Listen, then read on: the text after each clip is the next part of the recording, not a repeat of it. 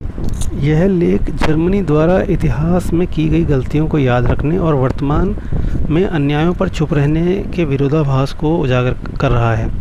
Germany Holocaust की यादों को संजोने में आगे है, लेकिन इजराइल की नीतियों की आलोचना को सख्ती से दबाता है।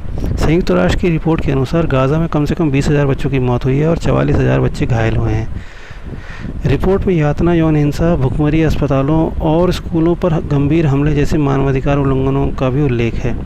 इस रिपोर्ट पर झूठा दावा बताकर इजराइल ने इसे खारिज कर दिया, क्योंकि इस रिपोर्ट में उस हमले का जिक्र बिल्कुल भी नहीं है जो हमास ने इजराइल पर किया था, जो कि कुछ हद तक सही भी लगता है, क्योंकि कोई भी उस हमले की बात कर ही नहीं रहा जो इजराइल पर हुआ था।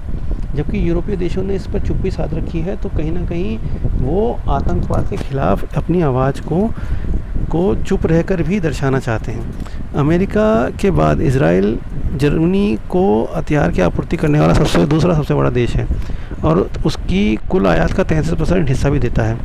यूएन सिक्योरिटी काउंसिल में सीट न मिलने पर जर्मन विदेश मंत्री ने स्वीकार किया कि इजराइल का बिना शर्त समर्थन करने का नतीजा यही है।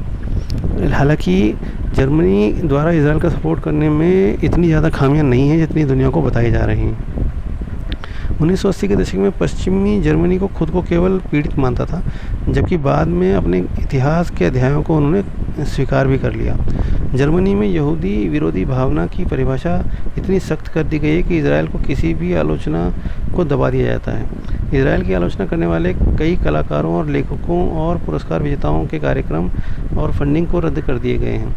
2024 में बर्लिन फिल्म फेस्टिवल में वेस्ट बैंक पर डॉक्यूमेंट्री जीतने के बाद तालियां बजाने पर वहां के संस्कृति मंत्री की कड़ी आलोचना हुई थी। विडंबना यह है कि जर्मनी की सुदूर दक्षिणपंथी पार्टी यहूदी विरोधी का सहारा लेकर शरणार्थियों और प्रवासियों को निशाना बना रही है, जबकि ये सच नहीं है।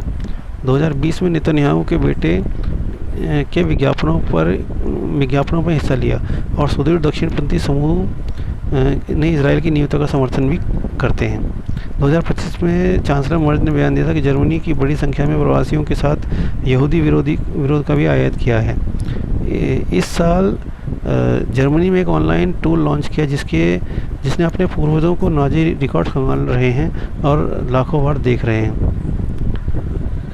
हालिया रिसर्च में दावा किया गया है कि 80% जर्मन नागरिक इजराइल को हथियार आपूर्ति करने की मांग को रोक रहे हैं। 3/4 लोग इस सैन्य अभियान के खिलाफ भी हैं। जय हिंद, जय भारत।